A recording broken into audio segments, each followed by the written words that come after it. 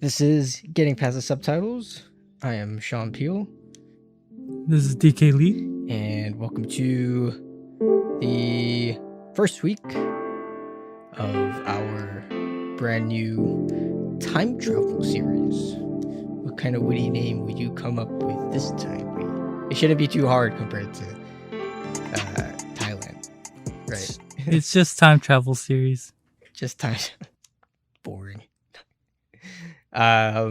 We just wrapped up the Thailand series from last week. Pretty interesting. Good films from there. Some classics, some good ones. And this week we are kind of changing directory, picking an interesting theme.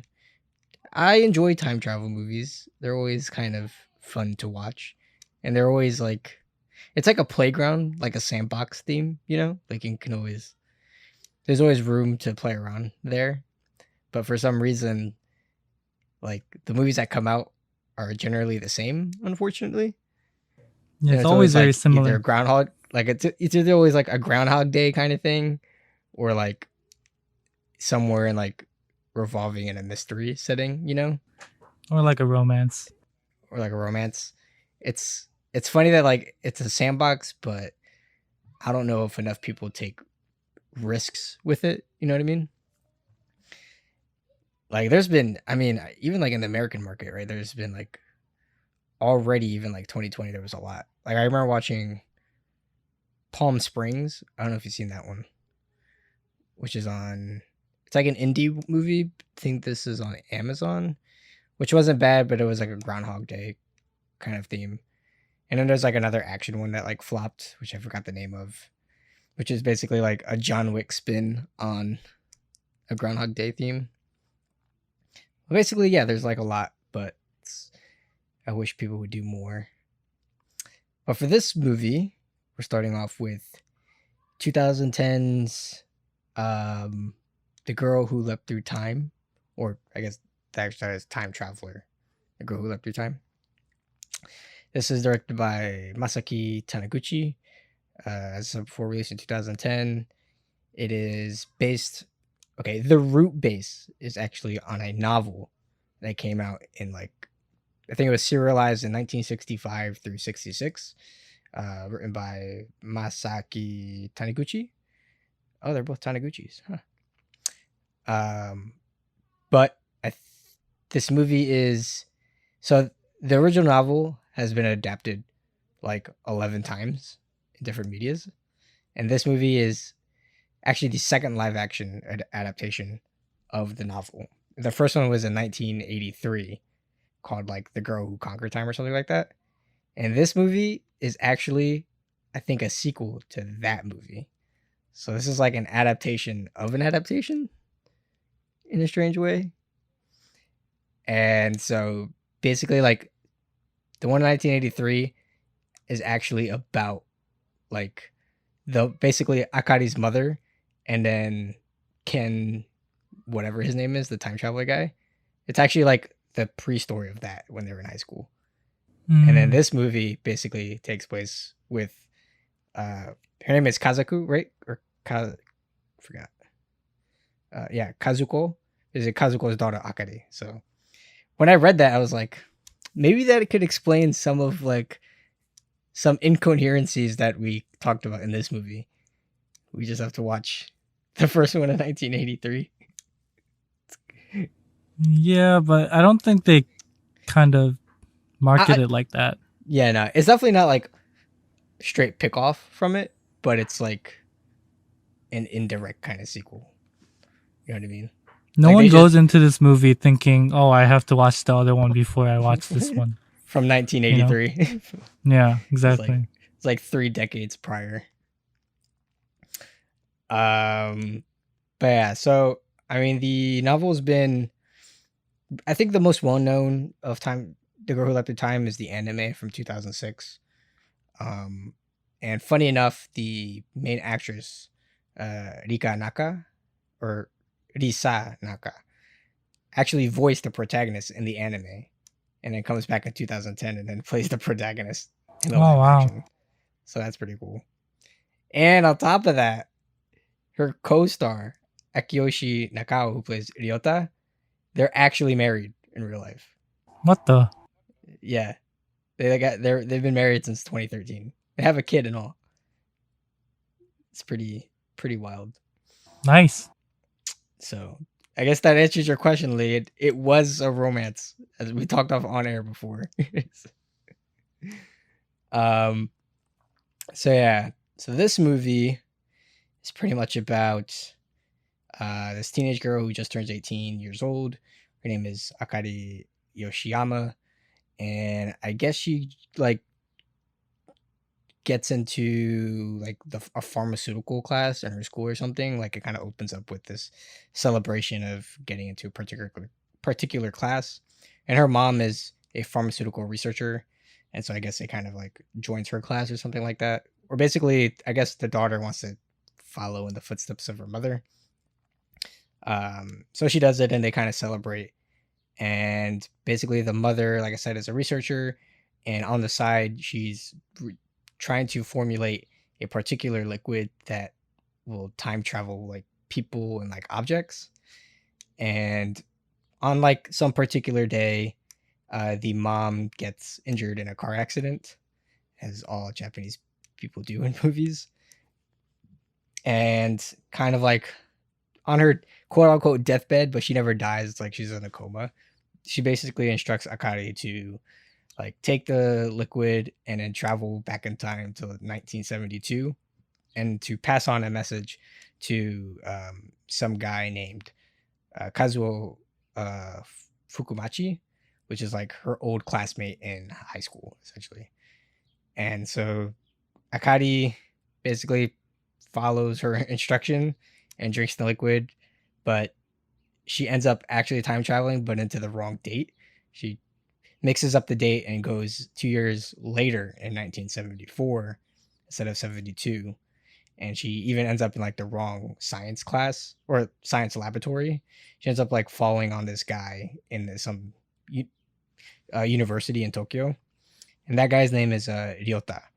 And so basically, he like helps her out and then brings her to his house to kind of like take care of her.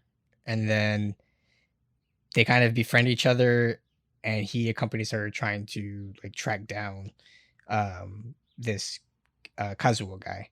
And so Akari basically like tries to investigate and like talks to like goes to the previous middle school where she was, tries to talk to the students, but nobody recognizes the Kazuo, but everybody knows who her mom is. And then she tracks her mom down to her high school and then ends up talking to her. But even her mom can't remember who Kazuo is. And so she's kind of like stuck in that. Um, and so, in tandem with like this investigation of trying to find Kazuo, Akari's kind of gets in the middle of like these relationship affairs between her parents because basically her mom and her father are divorced or separated, but then she ends up finding out that her dad is like in that timeline, and so she kind of like tries to piece together there while also having like her own sort of complicated relationship with Ryota along the way. Um and so like later on, uh Ryota and Akari, basically their plan is to buy like a newspaper column and put like an ad to in the future to like get the attention of Kazuo, and pretty much like that's the answer. And then they kind of like wait it out, um, and then eventually like the Kazuo from the future times travels back in time, who ends up being like a completely different guy. Like the whole thing between them is like he fell in love with her mom, and he used to be a time traveler, and then he like has to erase everybody's memory to like clear up the timeline kind of thing. And pretty much at the end of the movie, Akari tries to like mend the relationship between her and Ryota as there's like a downfall that happens.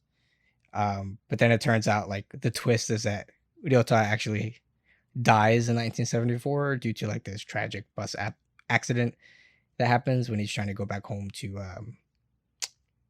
not Akita, but a town close to Akita. I forgot. Noshiro. Trying to go back to Noshiro, but basically like he has to die because it's you can't change the past or whatever. And so Kazuo's real name is actually Ken, like Ken Soguro or something like that. And then he ends up like erasing Akira's memory and everybody in the past, and then puts her back into her present day future in 2010, and then basically leaves her a memento of Ryota, which is like a movie that they made. And that's pretty much the end of it. That's how it kind of goes. All in all, the movie it's kind of like a little bit of tidbits, and it kind of strays from the time travel gimmick, and is overall like not really a movie about the time travel itself or like the objective per se, but more of like her meddling in like these relationships between her parents, and it's kind of like a romance drama in that way. What do you think of that? What did you think of like the overall structure of this movie? Very tropey. And there's a lot of incoherent moments, I think, in terms of story and how the story progresses and what's going on in the story and the character motivations and character like logic, I felt like was kind of weird. Sure. So those are some of the things that I thought about it.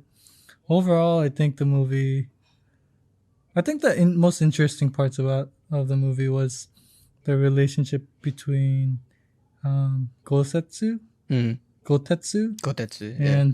and his friend Ryota, who's basically Ryota, and the relationship that they had. I think that was the most interesting part of the movie. It was like hardly like anything though. I don't know. They were just like filmmaking. I think that was more interesting because they actually felt like, real friends, and they were just doing stuff together. Whereas like Akari being there and doing her like mission was all very like it was just fluff. Like there's nothing important really there. I felt like, right, in terms of like the stakes and what the purpose of it was, and like everything that happened, and especially like when the mother got hit by the car, I was just like, what, dude, come on, man. So, are we really doing this right now? So Japanesey. You can't do like a proper like Japanese kind of blockbuster film where like sad moment or tragic moments without a car accident. You just can't. But that's not even like a Japanesey thing. It's the very like the most tropey accident moment ever, and she like is in the hospital and not able to get up, and then the daughter is like, she doesn't even die. It's just like all so underwhelming, like nothing has an impact of and anything. Also like it just Akari's logic of her mother telling her about the time liquid, and she's just like, okay, yeah, I'm gonna do that. I'll do that. She's not ever like, what are you talking about? Are you crazy? That doesn't even make sense, So things like that were very off-putting for me in this movie. It's a plot where you don't ask questions, where nobody asks questions. Nobody asks questions. You just gotta run with it.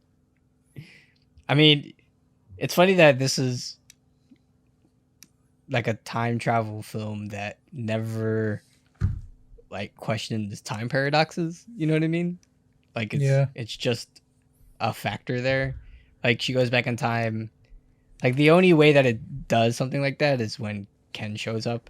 He's like, no, you can't save Ryota. Like the past has to stay the same. But they just kind of like de facto everything to like, I'll erase your memories and then everything is good to go, But even like she'll go back in time and then she talks to like her mom, like just straight up. Like there's no questioning of like, is this gonna mess things up in the future or like anything in that sense? And she's so bold about it. Like she's not even scared to just walk up to her mom and be like, "Hey, I'm looking for this guy." Like you pointed out before, she just gives her the photo. And it's like, "Do you know this person?" And then like she's also in the photo, and the mom's like, "Oh, that's me."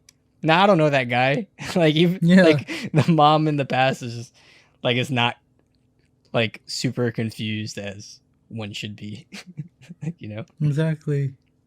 There's so much of that in the movie, and the characters don't feel like they are real because of that. Like they don't feel Mm, like they're actually human beings.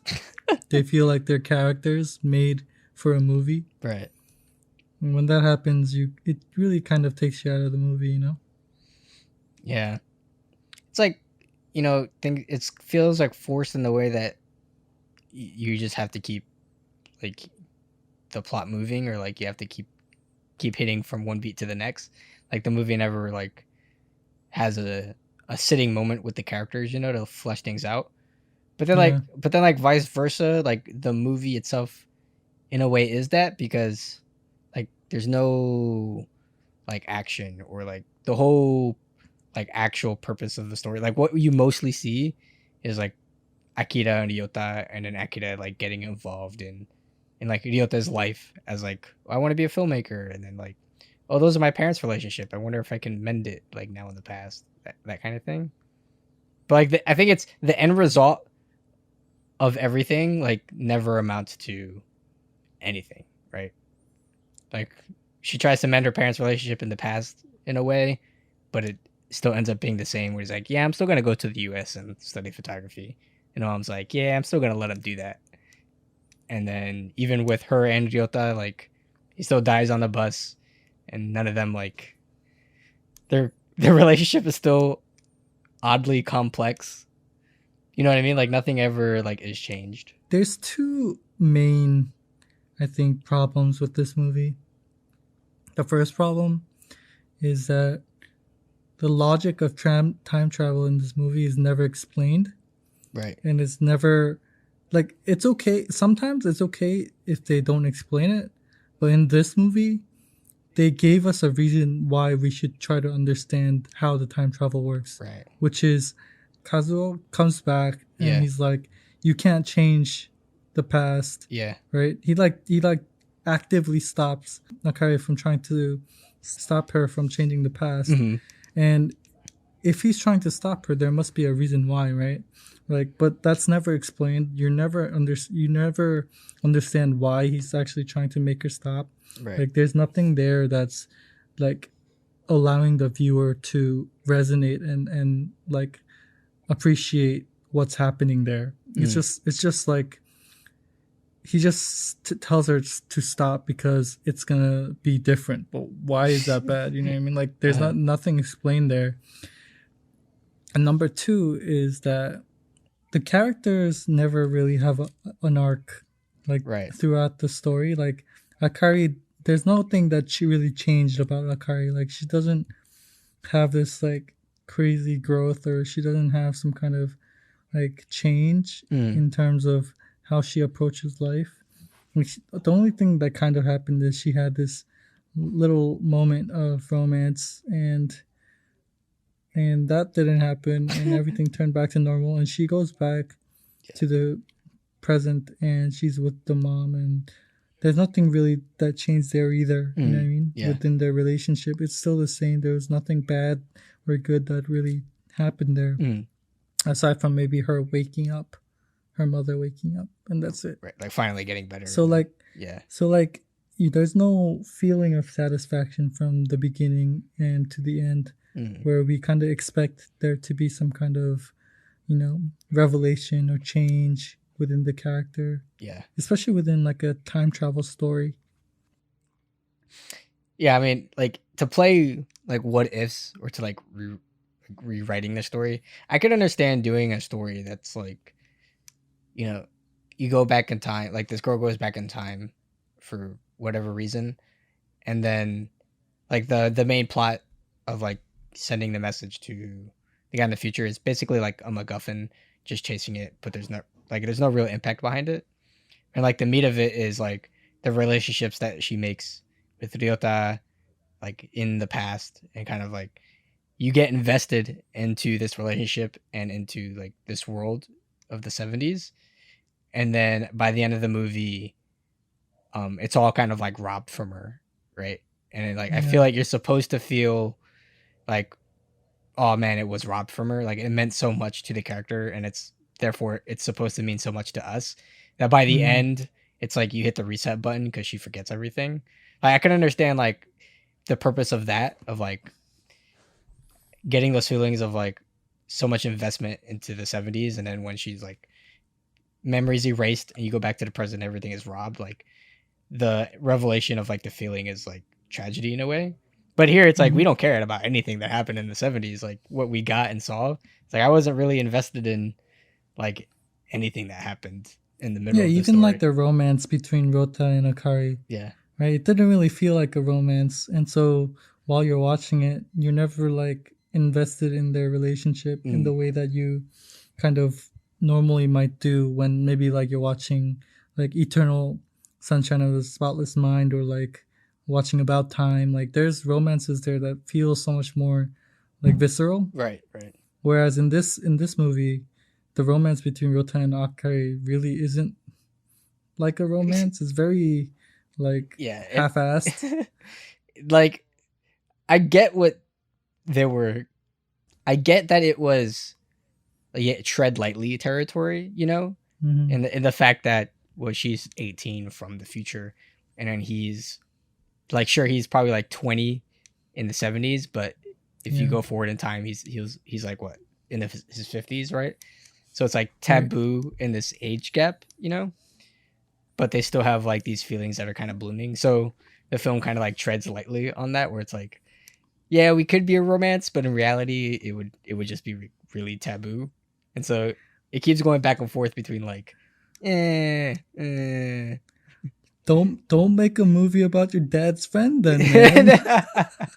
Don't put the characters in that situation. Yeah, like it's not that hard.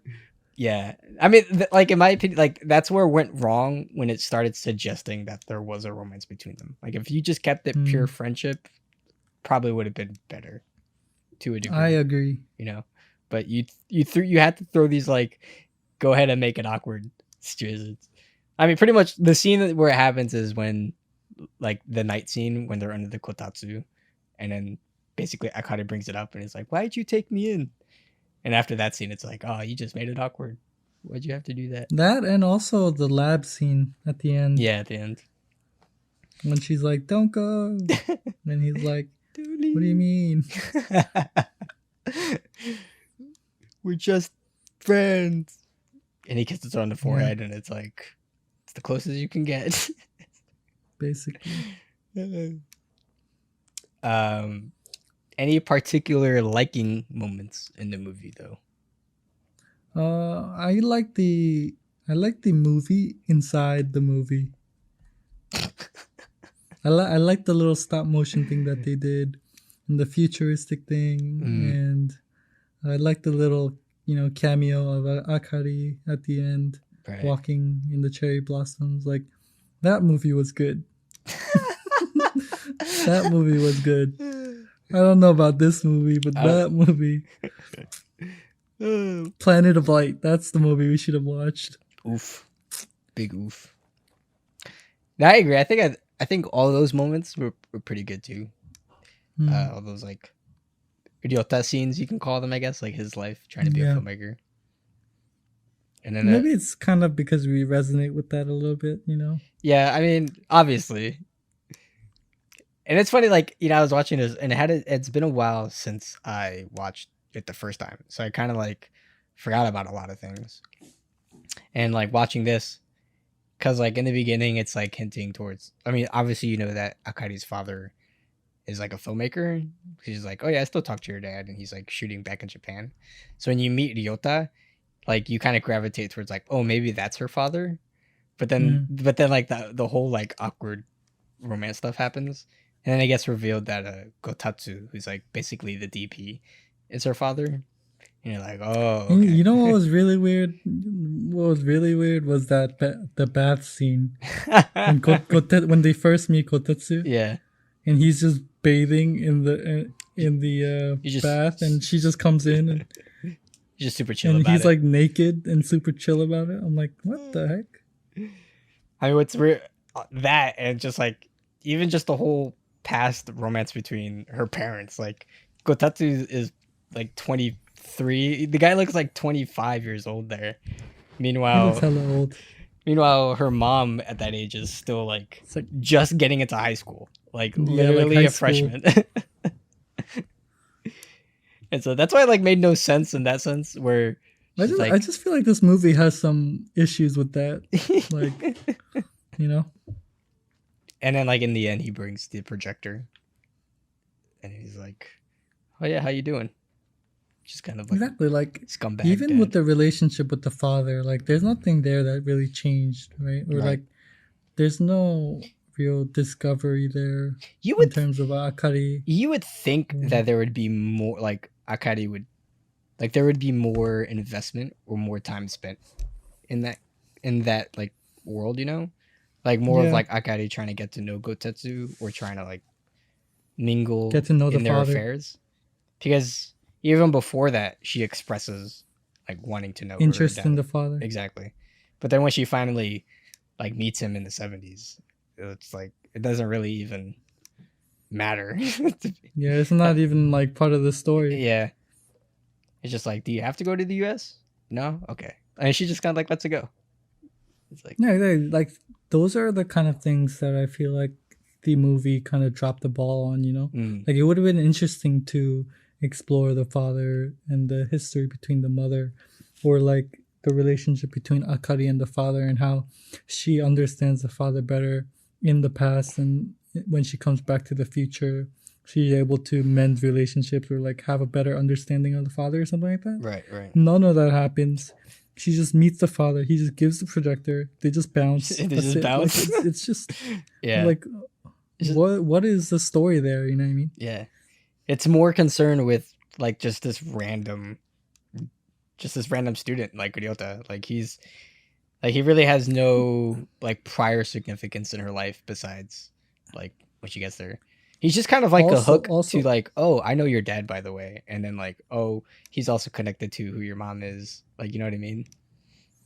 that, and also Kazuo. Like, who cares about him? Like, he's such a like Yeah, non-character in this movie, that is and true. he's like the biggest MacGuffin in the movie. Like, we're supposed to like try to find this guy, and once we find him, like, he's like not even important to the story. Like, Right. he doesn't even feel like a very like crucial part of the story. Whereas like Go Tetsu as a father feels like a more interesting character to like develop. You know. Yeah.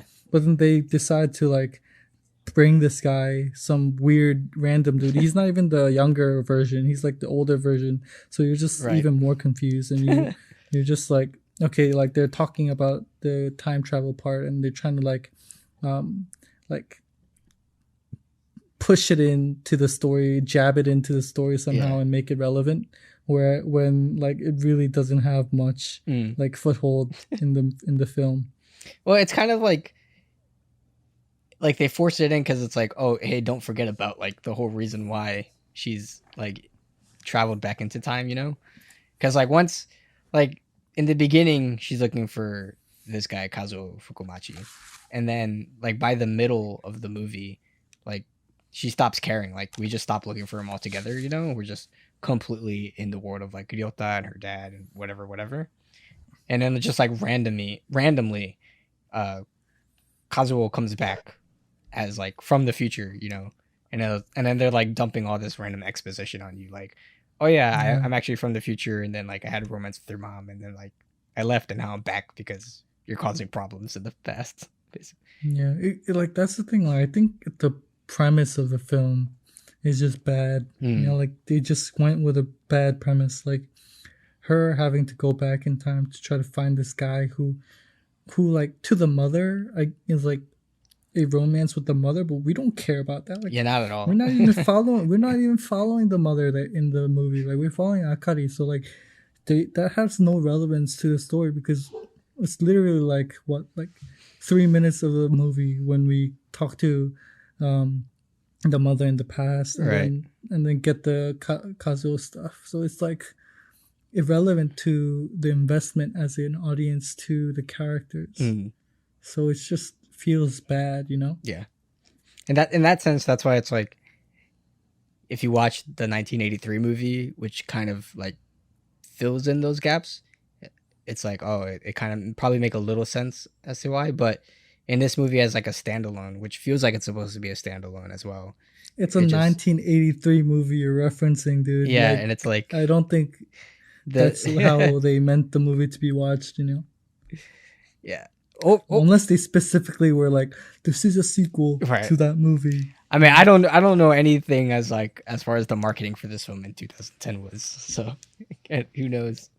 Mm-hmm. But still, it's 3 decades is too long to kind of be like, hey, by the way, sequel. You know what I mean?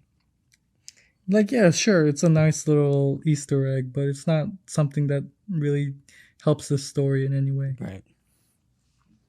Yeah, I think overall, like, if the movie had shifted focus towards, like, let's get rid of it, like Ryota altogether, and replace Ryota with like Gotetsu, and it was like Akari and Gotetsu like trying to figure out who's this Kazuo guy, but then along the way, like she figures out, oh, Gotetsu's dad, and then like in that way, you could build on that relationship more. I think it would have been perfect if I think it would have been more interesting knowing that the mother had another love interest, and that was the reason why Kotetsu and the mom has a weird relationship.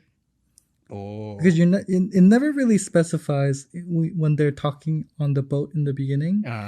Like they seem to have a decent relationship with each other, right? The mom and the dad, but it's not like a good relationship in the sense like they're like always hanging out or whatever. Obviously they're separated, so there must have been something there. Yeah. And so like it's fertile ground for some kind of interesting relationship between whatever Kazuo and like Gotetsu and the mother, and like figuring that out would have been fun and interesting, but like that doesn't happen in the movie. Not I wish at all. That would have happened in the movie.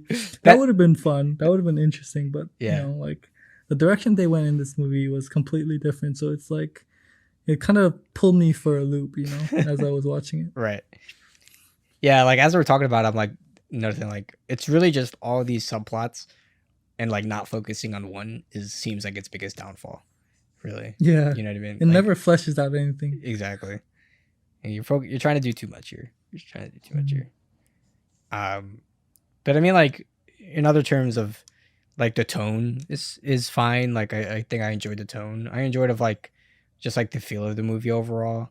It's like this comedy kind of drama film. But just like mainly what we're kind of criticizing is like the script itself in a way. It's just like just the story aspects.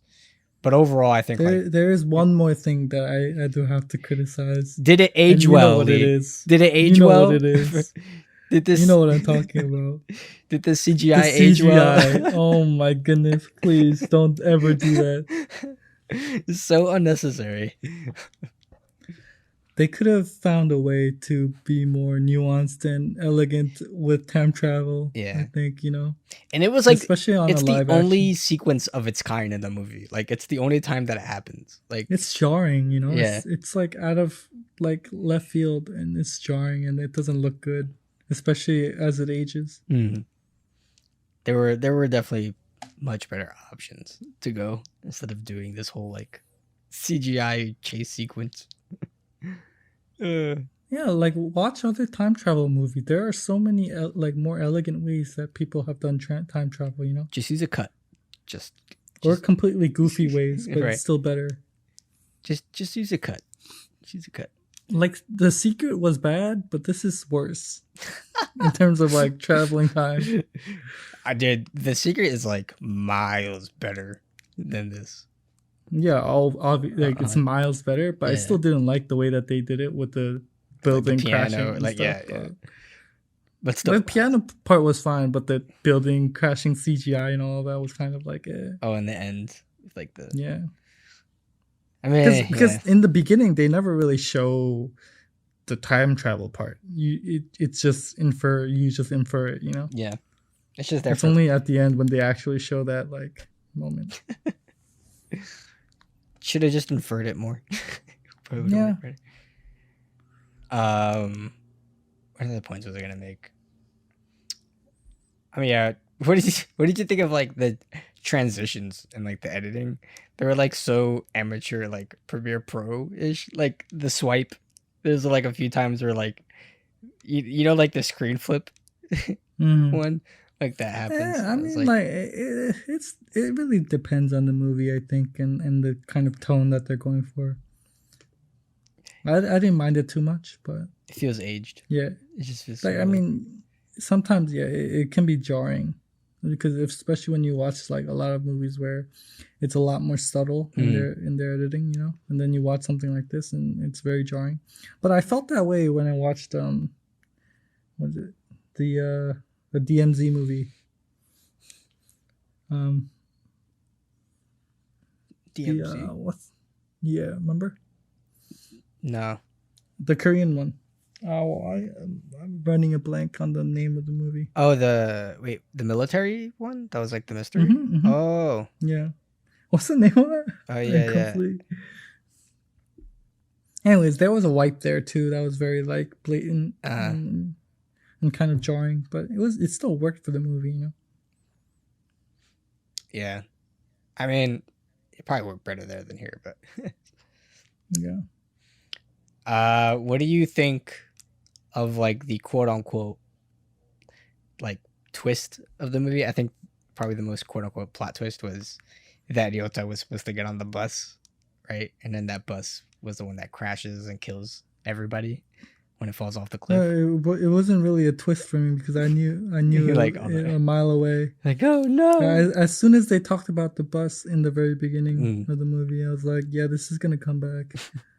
It's such an obvious trope, you know.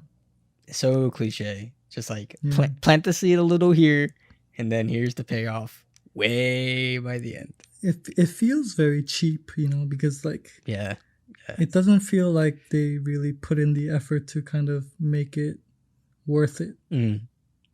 It's just like drama's sake for drama's sake. Like the uncle literally just throws out this like random like talking point about how he was supposed to be on that bus while the news happens to be talking about an incident that happened like 30 years ago. Like, what? like is this something that we honor? Yeah, like why? Like it's like 30 years ago. No, the news doesn't talk about things that happened 30 years ago. You know? Like it's so like out of place, I feel like. It's the same thing that I felt with when there's like the falling out between Akari and Ryota, right? I mean, because these are all, like you said, just tropes and kind of like beats that you have to have in a story. So like he gets a call home and his dad ends up having a stroke and he's like, what am I doing with my life? And then that's the reason why he has to go back home. But like, even like that moment that he gets the phone call and it just kind of like happens out of the blue in a way. Yeah. And it's just like, oh yeah, here's your little payoff to like set this piece in motion, you know? But then there's like, I had trouble with that scene because I don't know, like it wasn't dramatic enough. Like they weren't really angry at each other per se. He was just like angry at himself. And then she just kind of caught wind of it. Yeah. Their motivations really were weak in the movie. For everything. Just every one of their motivations. Just all around. Did you I also noticed that even the motivation for like trying to find Kazuo just kind of like gets lost, right? They try to buy like the newspaper column, and then that answers like that's the the puzzle piece to the thing. Like they do it, and then they like wait, and then Kazuo just shows up. Yeah, and then like it's so crazy that little column costs like almost $400 USD if you trade. Yeah. It just all of those stuff feel very like half-assed. But what can we do about it? Nothing.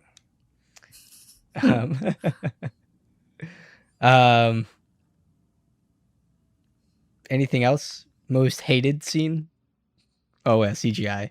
That's for sure. The CGI scene. Yeah. Yeah. Yeah, I mean, overall, like, it just needs work, you know? What is your enjoyment of this movie? Watching it. Like I said, I kind of like the overall feel of the movie. Like, it's pretty light. It's like an easy watch. I agree with you. Like, I think the moments of when he's like making a movie within the movie, those are pretty fun to see. um, that's pretty much it, honestly. Like, I like watching it the second time. It just kind of like wears off more. Like you kind of like notice more of the holes, and it just doesn't like age too well in that sense. So just watch the anime. Yeah, like as I was watching it, honestly, I don't think I was overtly like opposed to it. I didn't like hate it watching it. Like it wasn't something, there wasn't anything like so blasphemous that I was like, I can't watch this. But like looking back at it and kind of like thinking about it, I don't think it was like a really like well like planned out. Yeah. It's not as tight as like I would have hoped or liked. It's like this, like the story moments and beats I felt like weren't really satisfying, and like the ending and everything, it just didn't really like reach a certain point where I felt like the movie should have reached. You know. Yeah, it's just one of those cases where once you start talking about the movie, the less positive things you give about it, like, you know, but like in the moment of like watching it, it's not like terrible. Like it isn't a bad movie while watching it, but really, you know, just once you like take a step back, and if you have somebody to discuss it with, the more I feel like you kind of realize some things about it in that sense. But yeah, I mean, like, I think that in that sense, like even the acting has to do with why it's pretty good. Like the acting is pretty good, and like the characters are enjoyable to see moment to moment. You know what I mean? Like, yeah. And I think that's like really important as to while you're watching it. Like as long as you have good performances and semi interesting characters, it can fly by. But it really like we said, we're kind of like criticizing the story and like the structure of how it goes. When you look at it in that sense, it's like yeah, you know. But yeah, it's like she reminds me a lot of like what's that movie? Oh, did we watch the movie? Was it I Want to Eat Your Pancreas? We watched that one. Watched that one. Oh, I'm thinking of another one though. Don't Forget Me Not. I don't know if you heard about that one. Nope.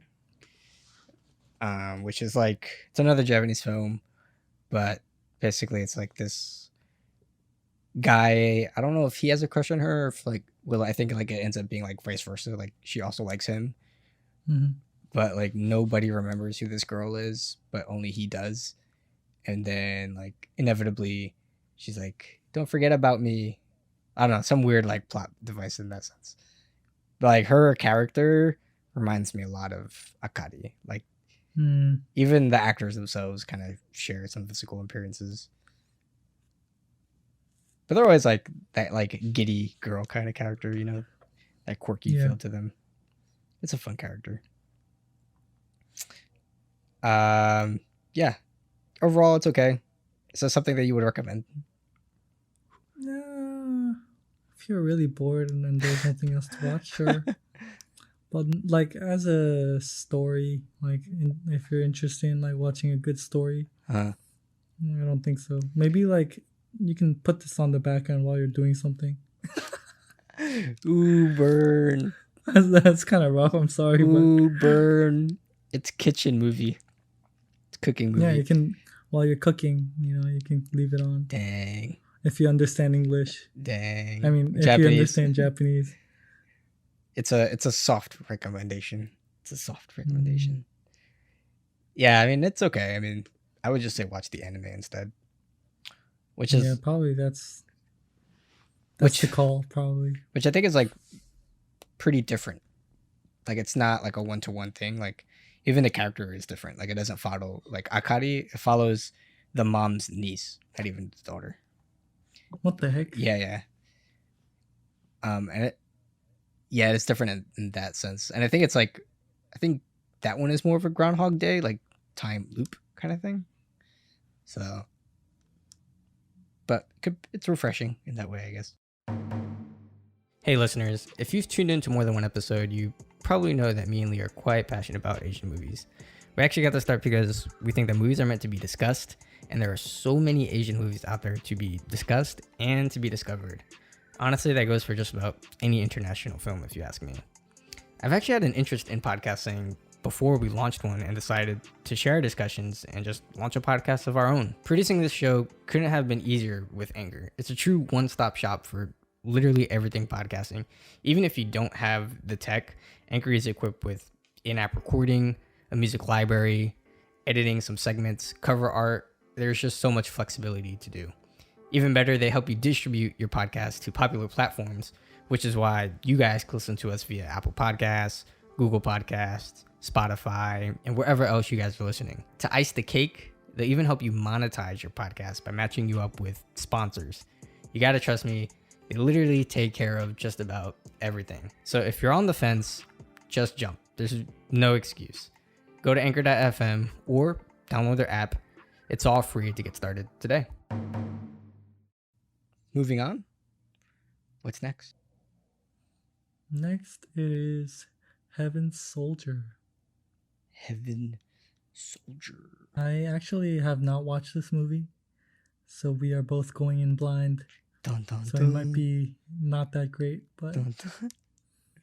but it's a different kind of movie, like, since we're doing time travel, like we talked about before, like sometimes it's very similar, but I think this is kind of different in how it approaches it. So It says hopefully in that term it might be interesting to watch.